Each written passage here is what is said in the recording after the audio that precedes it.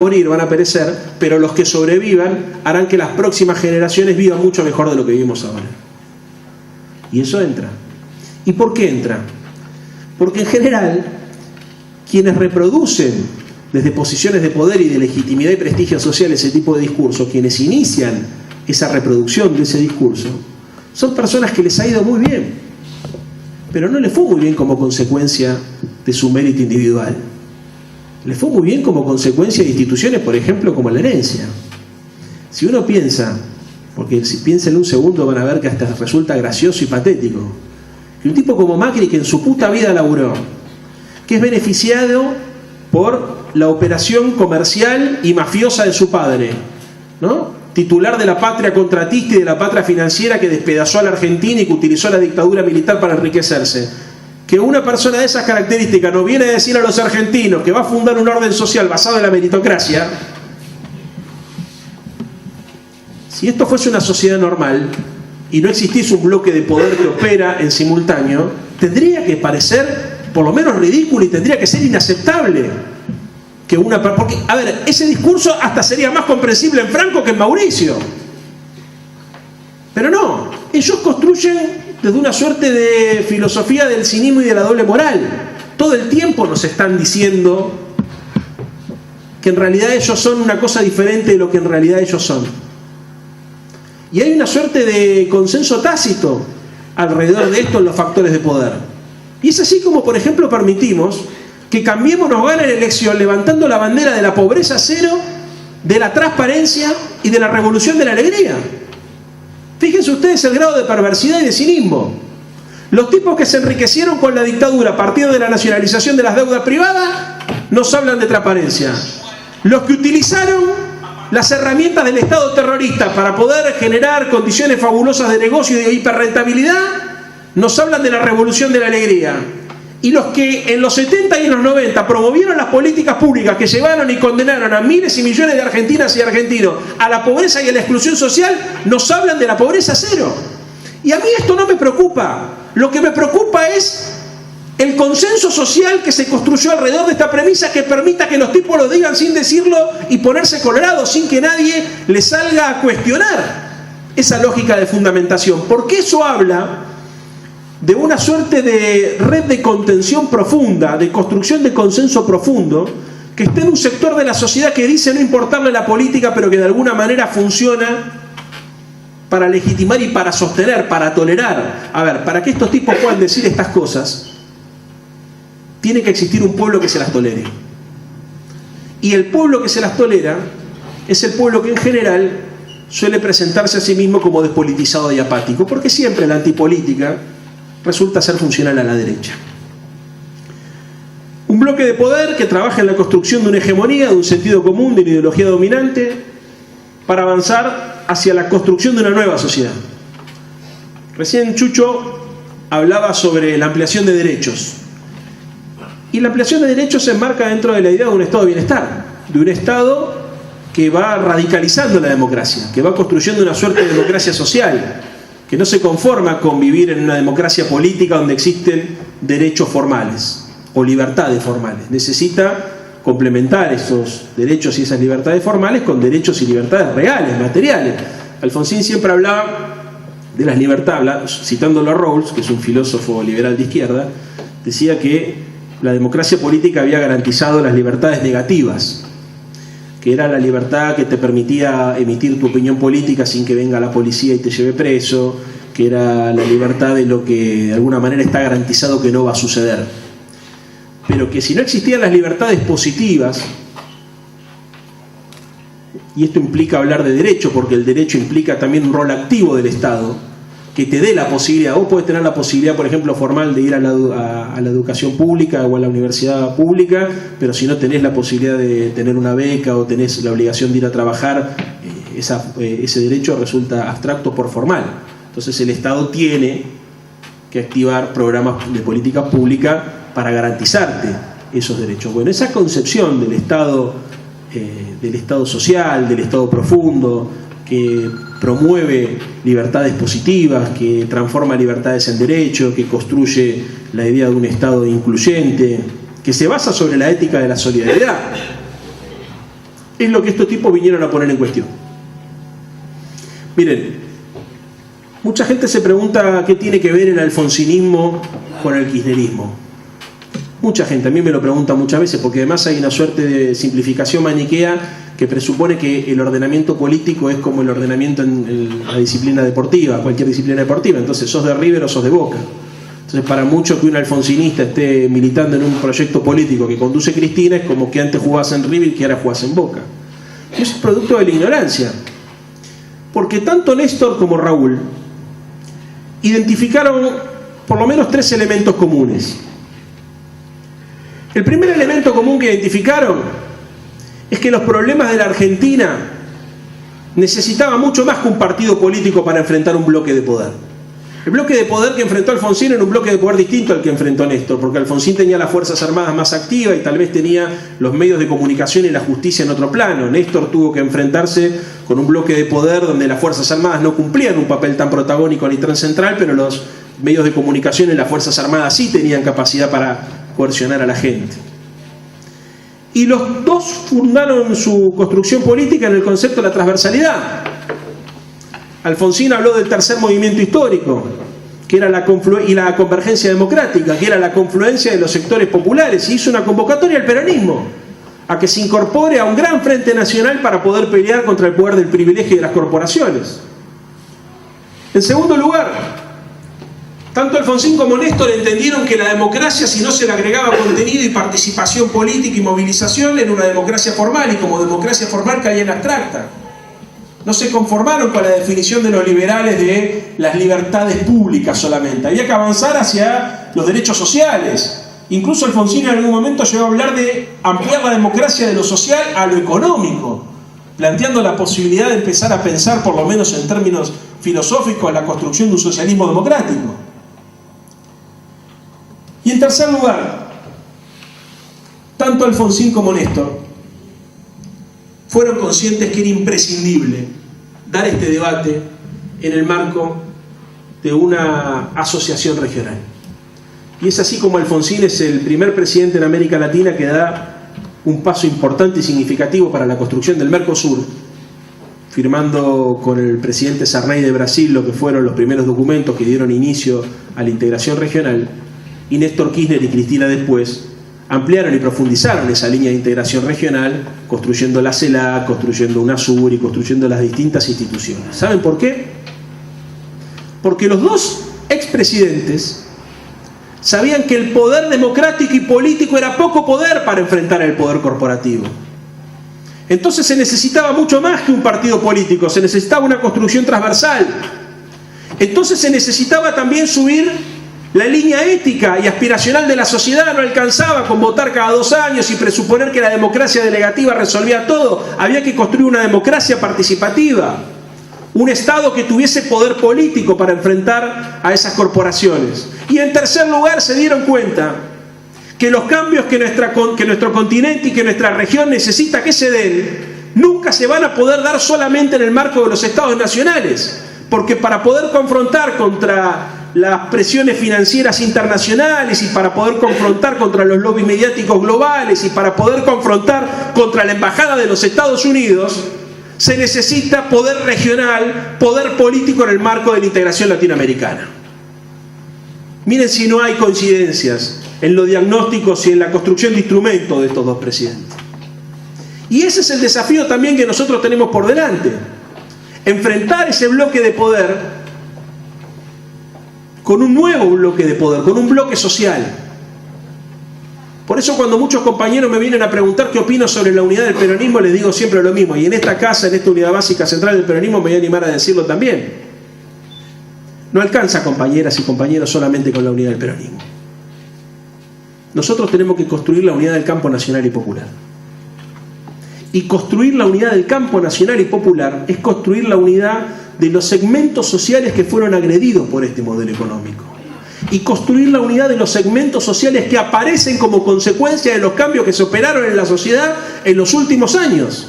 Porque esta sociedad es diferente a la sociedad del 2011 y muy distinta a la sociedad del 2015. Hay nuevos desafíos, nuevos valores, nuevos temores, nuevos actores. Hay una nueva agenda. La agenda, por ejemplo, la agenda de las mujeres es una agenda que es una agenda de género. En realidad no tiene por qué ser de las mujeres, es una agenda de todo. Es una agenda que se ha puesto al orden del día. Está la agenda ambiental, está la agenda que se construye o que se necesita empezar a construir como consecuencia del deterioro del mundo del trabajo y del mercado laboral. Hoy tenés trabajadores precarizados, trabajadores pobres que no tenía hace 3 o 4 años atrás.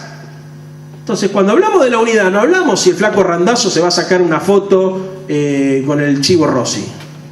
Eso es presuponer que la unidad es la unidad de la superestructura, la unidad de las fotos para los medios de comunicación, presuponer que la unidad es de arriba para abajo. Estamos equivocados si pensamos eso. La unidad es de abajo para arriba, si no, no existe. Ahí tienen una primera definición. La construcción de la unidad implica que cada uno de nosotros asuma, como decía el general Perón, su rol de conducción, saque de su mochila el bastón de mariscal y se ponga a liderar un proceso de construcción subterráneo por abajo entre los distintos sectores sociales que están siendo agredidos, aunque nos hayan votado a los que están o no nos hayan votado a nosotros. Ese es el primer desafío que tenemos por delante.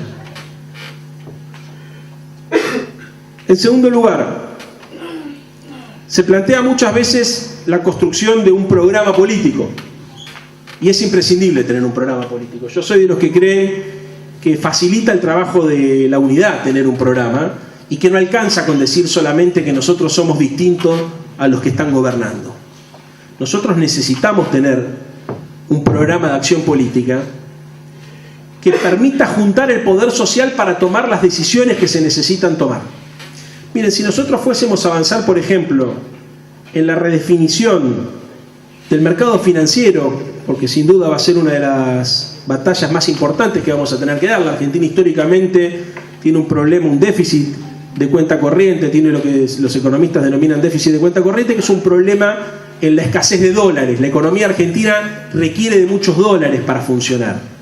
Para que haya una economía industrial, solidaria, inclusiva, tiene que haber una política industrial, digamos, que sea robusta, que atienda el mercado interno, pero que también atienda la necesidad de divisas para poder generar la producción que se necesita generar en términos de la importación de bienes de capital y de insumos. Bueno, es un problema técnico, pero hay que encontrar una respuesta al problema de la crisis del dólar en la Argentina, que es una crisis que los que peinan cana conocen que es una crisis que arrastramos desde hace muchos años, por el tipo de matriz productiva que tenemos.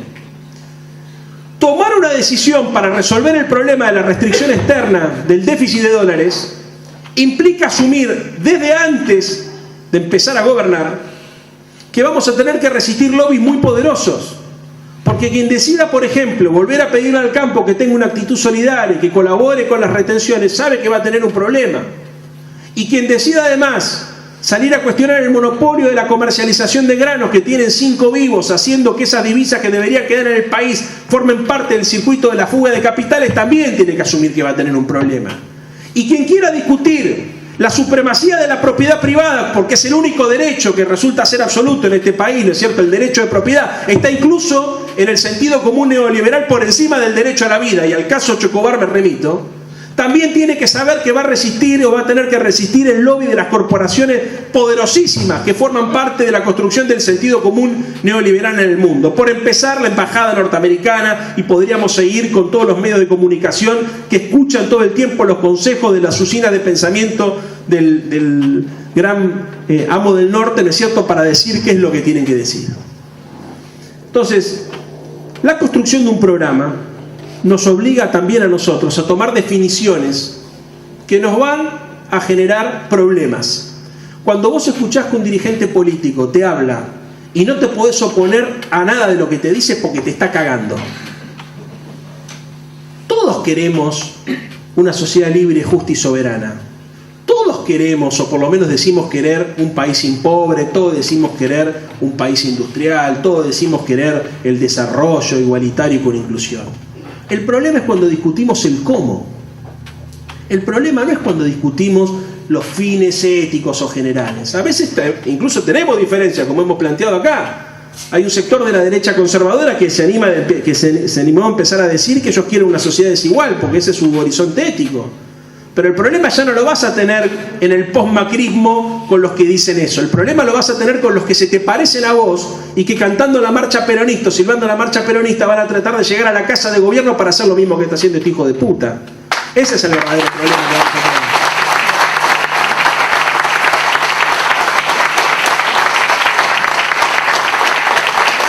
Entonces ahí el debate va a ser, bueno, ¿cómo? Concretamente, ¿cómo? ¿Con qué instrumentos? ¿Con qué medidas? ¿Con qué políticas públicas? ¿Con qué programa de gobierno? ¿A qué intereses vas a afectar? ¿Sobre qué intereses te vas a respaldar? Esto es clave. Ahora, esta batalla, que yo ya les anticipo que es una batalla difícil, tiene también un último agregado. Organizar poder político, construir un programa, implica también dar una batalla profunda sobre los valores que organizan una sociedad. No se puede dar la batalla por la nacionalización del comercio exterior si no das una batalla por los valores que organizan una sociedad. Y además les voy a decir una cosa, si nosotros no entendiéramos la política de esta manera, nos resignaríamos a que la política la hacen solamente los políticos profesionales y que la gente no tiene nada que hacer más que apoyar a los que están. Y esto, compañeras y compañeros, nos obliga a pensarnos a cada uno de nosotros como docentes de un proyecto cultural. La compañera o el compañero que tiene la verdulería tiene una trinchera hermosa para dar esta batalla, porque la principal responsabilidad de un sujeto cultural, de un activista ideológico de nuestro proyecto, es vincular lo abstracto con lo concreto. La docencia del PRO consiste en simplificar las cosas, ¿viste? Ellos te hacen todo simple. El Estado es como una familia, no podés gastar más de lo que te entra. Mentira. Apuestan a la lumpenización de la sociedad, a la estupidización de la sociedad. El sujeto cultural nuestro, el militante nuestro, o la militante nuestra, tiene la obligación de complejizar la realidad, de problematizarla. Tiene que llevar a la persona a una situación de incomodidad, porque pensar es incómodo. Y pensar te obliga muchas veces a tener que ponerte en una situación de contradicción con tus propias convicciones. Quien piensa se anima a generar crisis primero en su propio sentido común y segundo en el sentido común de quien es su eventual interlocutor. Y pensar es incómodo porque nos pone frente a nuestras propias miserias. Todo el mundo piensa que sabe, y cuando uno trabaja en general sobre espacios militantes como el nuestro, siempre solemos aparecer los que decimos que tenemos las cosas muy claras, porque en realidad, digamos, quienes leemos o nos ocupamos de formarnos periódicamente o estar al tanto de la situación, solemos tener una actitud un poco arrogante y jactanciosa en relación al resto que vive su vida con normalidad. Y yo entiendo eso, porque quien milita en político, quien está un jueves a la noche con este frío acá, debe presuponer también que está haciendo algo por el otro, y muchas veces da bronca que el otro no haga nada ni siquiera por sí mismo. Entonces uno hace por el otro a pesar del otro, y eso te lleva muchas veces a tomarle bronca al otro, que no solamente le va mal, sino que te lo vota Macri, y después te lo vota al pelotudo de Bullrich, y por último te dice, bueno, con la yegua estábamos peor, y vos lo querés matar. Yo sé que esto es así, porque nosotros decimos, no, vos no comprendés la operación cultural de la cual sos víctima, la manipulación a la cual te han llevado.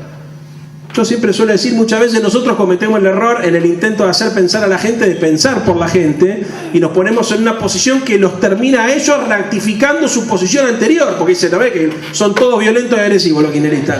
No se puede hablar con ellos. Bueno, por eso solemos hacer siempre referencia a la necesidad de la tolerancia como mecanismo para poder interpelar.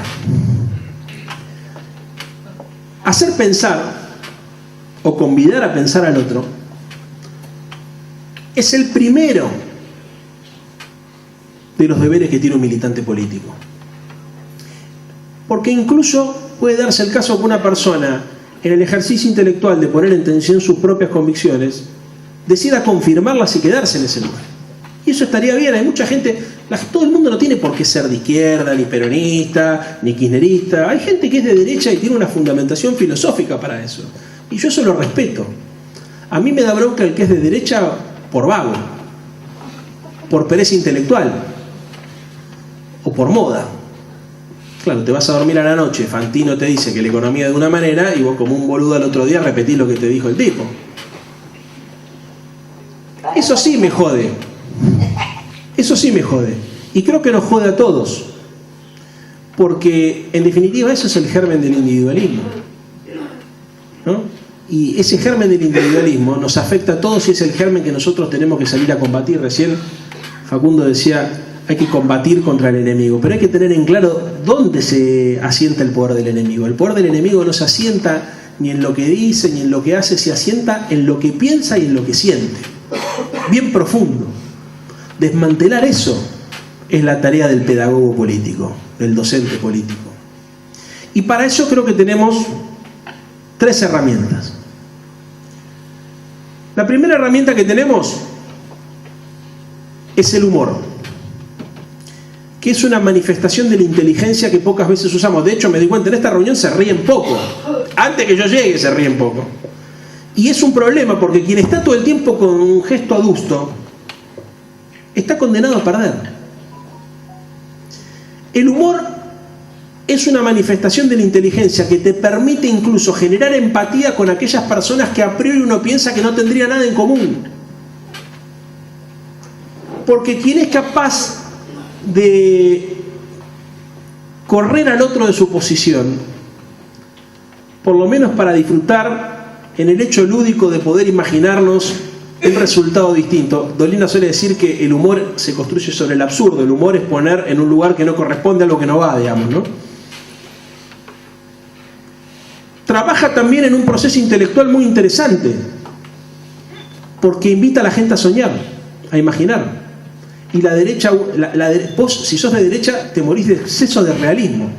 Ellos son muy prácticos siempre, ¿no es cierto? Ellos tienen las cosas muy claras y son muy concretos, muy prácticos. O sea, cualquier persona, digamos, que tiene capacidad creativa está más cerca de pensar como nosotros y de acompañar un proyecto como el nuestro que de quedarse a aplaudir los discursos de Gabriela Michetti, digamos, ¿no? Bueno, se ríen por lo menos. El humor. El humor es una herramienta poderosísima. Yo recorro muchas veces unidades básicas y me dicen, yo tengo una estrategia, compañero, para comunicarme con los gorilas. Me meto en Facebook y digo, usted sabe que yo lo voté, este hijo de puta, y estoy arrepentido. Y todos festejan, ¡ja! ¡Qué buena idea que tuviste! Claro. Bueno, y a algunos les resulta, ¿viste? Entonces, desde esa empatía provocan cierta complicidad y después le tiran a Macri, qué sé yo. Yo la vez pasé le dije, miren, yo creo que eso es un error. Nosotros lo mejor que tenemos somos nosotros mismos. Entonces nosotros tenemos que lograr comunicarnos con el otro sin ir al choque, pero también sin decir que somos lo que no somos. Y el humor tiene esa capacidad. El humor tiene esa posibilidad, además. Tiene la posibilidad de vincularte con el otro de una perspectiva inteligente. El humor muchas veces se funda más en la duda que en la certeza. El humor también te ayuda a que la otra persona acepte cosas que de otra manera no te aceptaría, ¿no? Es más fácil engañar a alguien que hacerle ver al otro que fue engañado, dice el dicho. Y muchas veces uno sale de situaciones muy embarazosas cagándose de risa. Entonces yo soy de los que cree que el humor... Néstor utilizaba mucho el humor. Y de hecho yo creo que la capacidad de generar organización política la Cámpora, todas esas organizaciones juveniles que florecieron cuando él se muere, es consecuencia de la operación cultural que desarrolló cuando él era presidente, con Gonzalito el de CQC, haciendo esas boludeces que él hacía, que viste que mandaba guiño, que decía pingüino, pingüino, esta cosa, viste, de desafiar de transgresor. ¿Entendés? Que yo desde el radicalismo lo quería matar, porque decía, este hijo de puta está haciendo lo que yo hubiese querido que haga mi presidente en el gobierno de la Alianza. Y le hablaba efectivamente a los pibes que yo pensé que nunca más iban a militar y que terminaron militando a partir de su muerte y que poblaron la Plaza de Mayo el día de su funeral. El humor es muy importante como herramienta, no lo podemos perder. En segundo lugar, hay otra herramienta que es muy importante, que es la ternura. O sea, la ternura también nos permite interpelar desde un lugar de mayor solidaridad y, mayor calidad humana. Mayor calidad humana. Yo recién les comentaba las observaciones que uno ha hecho recorriendo barrios populares, donde uno ve que de repente hay personas que están siendo víctimas de un modelo económico muy injusto que repiten los argumentos de su verdugo. Y si bien la primera reacción es querer cagarlos a trompadas, si es un varón por supuesto, o rajarles una puteada, internamente eso muchas veces nos pasa, ¿no? Cuando decís, ¿cómo puede estar diciendo esto? Si uno hiciese eso, terminaría dándole la razón a los que creen que la sociedad está condenada a perecer por exceso de egoísmo e individualidad. La solidaridad consiste esencialmente en ser capaces de ponernos en el lugar del otro y en ponernos en el lugar del que sufre. Es muy difícil decir que somos personas solidarias si no somos capaces de bajarnos de nuestro pedestal, de la arrogancia, del ego y del narcisismo y ponernos en el lugar del otro. Entender al otro. La ternura es entender al otro y entender el dolor del otro también. Compartir el dolor del otro. No es solamente ver cómo el otro sufre, sino es sufrir con el otro. Y yo creo que Néstor también tenía esa virtud. Era un tipo tierno. Y de hecho, cuando él se muere, el espacio político pierde el humor y la ternura. Porque Cristina se endurece. Como consecuencia del embate de las corporaciones y de lo que fue perder a su compañero de toda la vida. Y bueno, esa situación de, imagínense, digamos, cualquiera de nosotros puesto en esa situación. Pero Cristina le agrega un tercer elemento, que es la pasión. Cristina subsana esa ausencia de humor y de ternura con una pasión que logra galvanizar esa organización que se empieza a construir a partir de la muerte de Néstor y que le da al proyecto un sentido de trascendencia. El proyecto de la derecha carece de pasión. La pasión es una virtud nuestra, no es una virtud de ellos. Ellos hablan de la alegría porque la alegría se manifiesta de manera individual.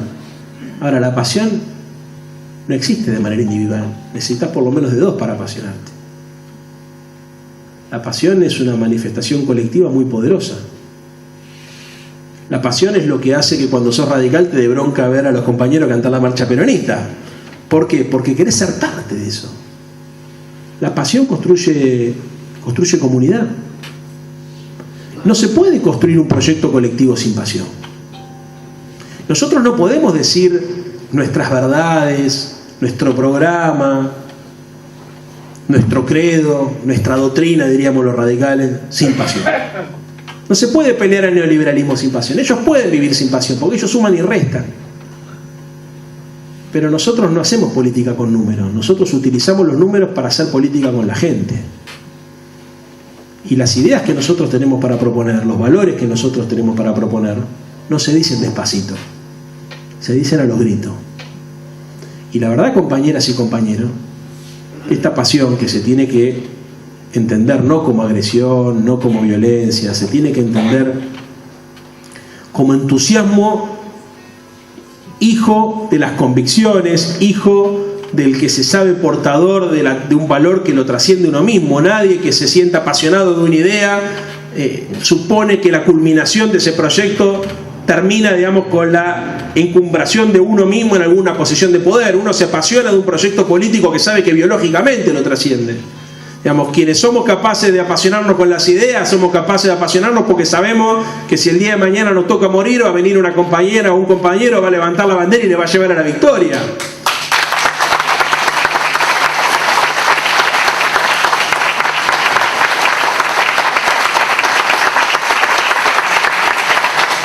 Esa pasión es pieza fundamental de nuestro compromiso doctrinario y pedagógico. Es pieza fundamental. Y esa pasión se tiene que articular necesariamente con la ternura, se tiene que articular con el humor, como instrumentos para la interpelación de la sociedad. Tiene que estar en función de la construcción de un programa político. Ese programa político tiene que tener como horizonte la construcción de una sociedad solidaria, industrial y soberana.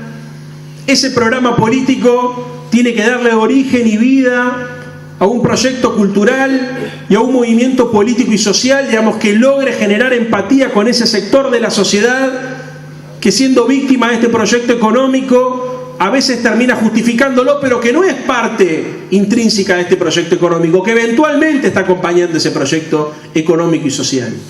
Y la verdad que desde esta perspectiva, desde la perspectiva de los que creemos que las discusiones que nosotros tenemos que dar en la Argentina son discusiones que se van a saldar cuando podamos poner en el centro del debate la idea del hombre, el hombre no como varón, sino el hombre como género, digamos, el hombre como especie, digamos, en el centro de la discusión, reemplazando el hombre por el dinero, y reemplazando la idea del competir por la idea del compartir, y reemplazando la idea del individuo por la idea de la comunidad, es la que le va a dar la posibilidad a nuestro proyecto político de enamorar a otras compañeras y a otros compañeros que, pensando o sintiendo como nosotros, todavía no son parte de este proyecto. La discusión nunca es de nombres propios, no es Cristina versus Macri.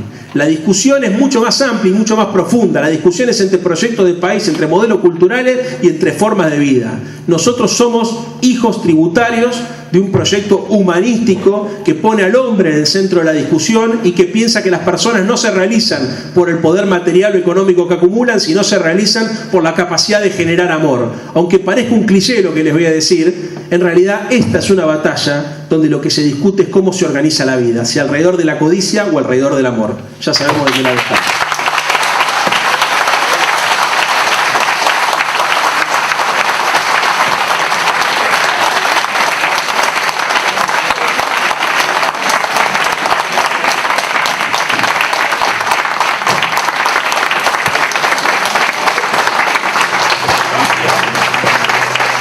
Muchas gracias a todos.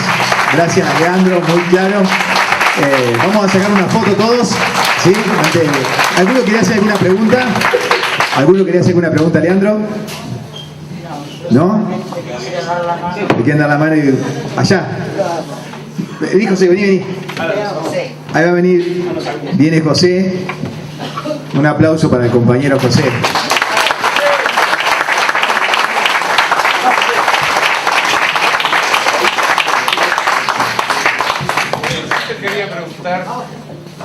Vos en tu pasaje de locución hablaste que la Argentina carece de dólares. Yo te preguntaría a ver si nos podés definir qué es divisa. ¿La divisa sí? Claro. La moneda fuerte. ¿Para qué la necesitas? Yo soy profesor, si está mal el examen no tengo problema, pero la divisa es la moneda fuerte que se necesita para importar, en nuestro caso, tecnología, bienes de capital, insumos para la producción, y también incluso que nos permite financiar placeres que nos damos los de la clase media, como muy bien. Entonces, si vos tenés la divisa para hacer eso, y usás la divisa para vaciar de divisa, como están haciendo ahora, por eso te faltan dólares. No. Te faltan dólares, no, te faltan dólares por dos motivos. Primero, por eso que decís, que es una parte del problema, que es la desregulación del sistema financiero y de alguna manera la habilitación para la fuga de capitales por distintos mecanismos. Y por otro lado, que para mí es el problema más importante y es el problema estructural que tiene la economía argentina, por la incapacidad de generar exportaciones industriales. Y bueno, pero si vos tenés divisas para comprar los insumos para hacer la industria y no usás esa divisa para darle a los bancos las ganancias que están teniendo, ¿no? Solucionás el problema de los dólares. Sí, pero no es tan simple, porque no, por supuesto que no es primero simple. Lo que tendrías que tener es una matriz insumo-producto, que en la Argentina no está hecha para poder completar el elaboramiento de la cadena productiva y saber hacia dónde, porque vos podés tener mucha plata. Pero nunca la vas a poder hacer si vos utilizás la divisa para vaciar. Yo jamás lo vas a poder coincido. Mira, yo te decía recién, la derecha tiende a simplificar. Lo que vos estás diciendo es correcto, pero es incompleto. ¿Por qué incompleto? Por lo que te estoy explicando yo. Porque el problema no es solamente cómo se fugan las divisas. El problema es cómo se producen las divisas. Bueno, si se te fugan las divisas, nunca vas a producir las divisas. No, porque vos tenés dos problemas. No, vos tenés dos problemas. A vos se te están fugando divisas que no estás generando. Seguro.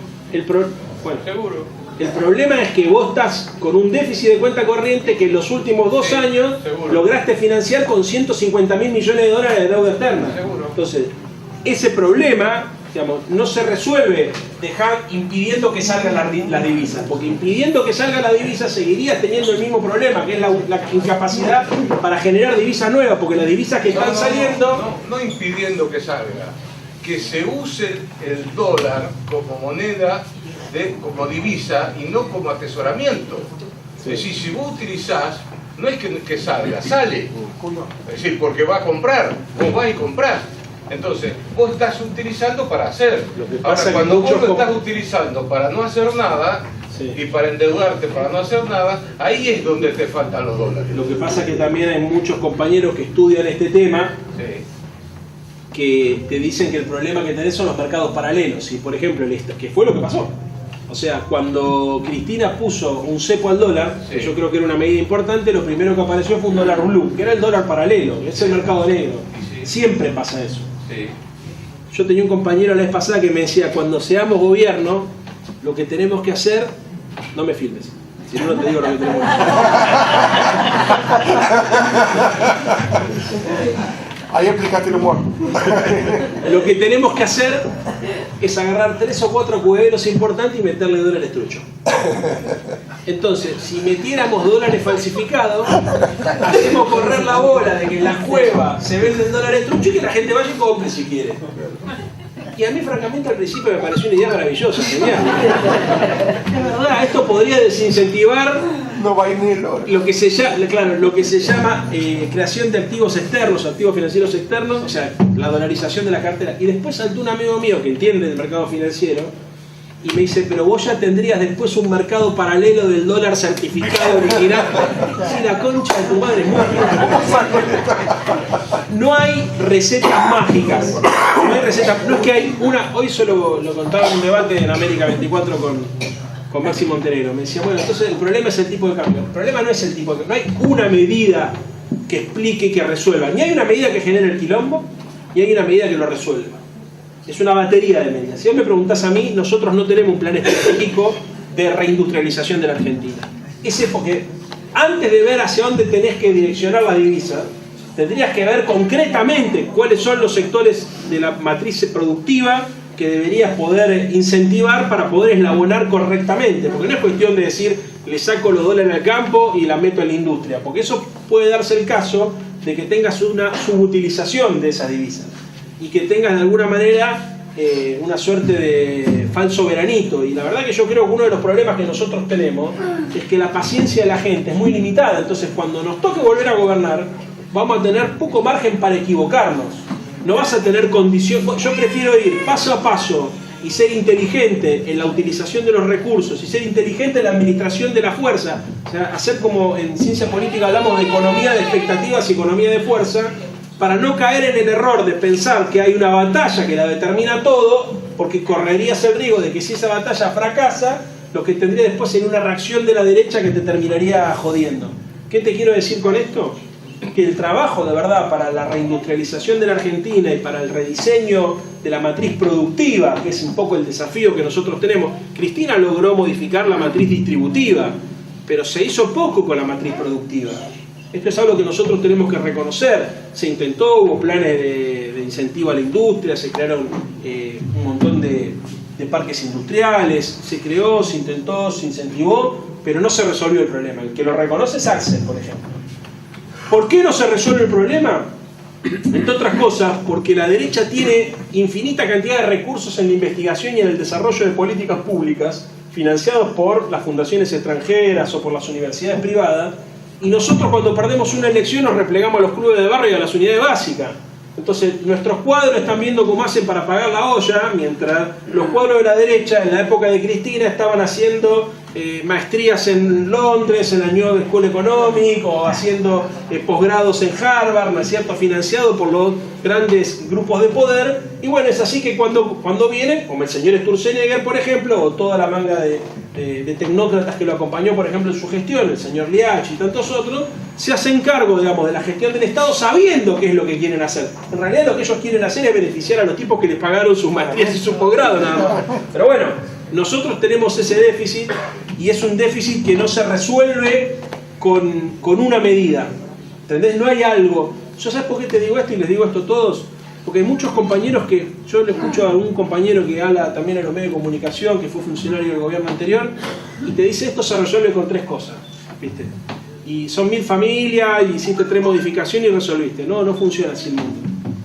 No funciona así, no son 3 decisiones que hay que tomar. Si mañana nos tocara volver a nosotros y pensáramos que tomando 3 decisiones restauramos el bienestar que construyó Cristina, cometeríamos una imprudencia enorme, porque a los 6 meses tendríamos que darle respuesta a un pueblo que, montado sobre una esperanza y sobre una ilusión, seguramente se nos volvería en contra.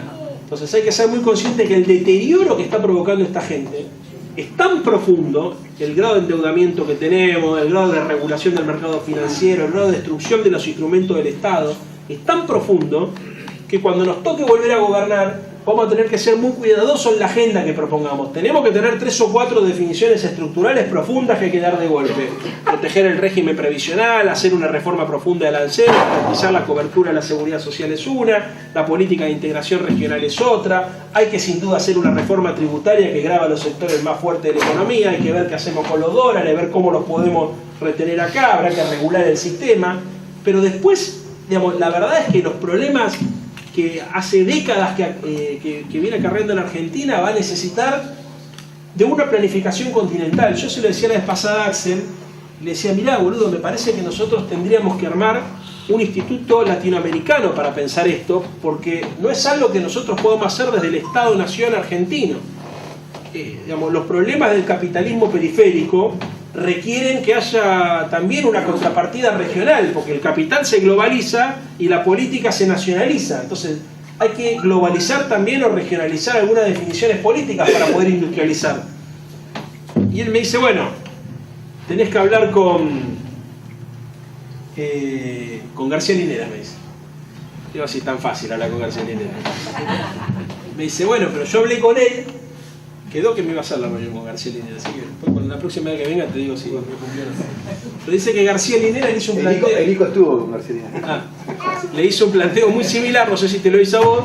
Y dice, García Linera dijo, lo que pasa, Axel, que tenemos que armar la internacional peronista nosotros. Entonces le dije, mirá, yo soy capaz de afiliarme a la internacional peronista si la armamos, pero necesitamos una respuesta regional también, porque las políticas de Estado que se van a tener que dar para poder encarar este proceso, yo creo que necesariamente se van a dar en el marco de un Estado supranacional y en el marco de una construcción regional. No alcanza con la idea que se nos puede ocurrir esta noche acá a nosotros para ver cómo resolvemos los problemas del continente de la Argentina.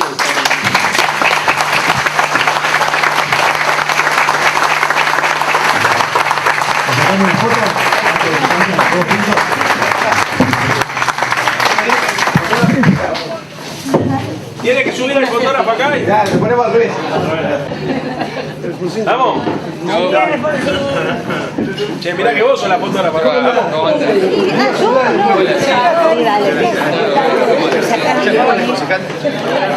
Bueno.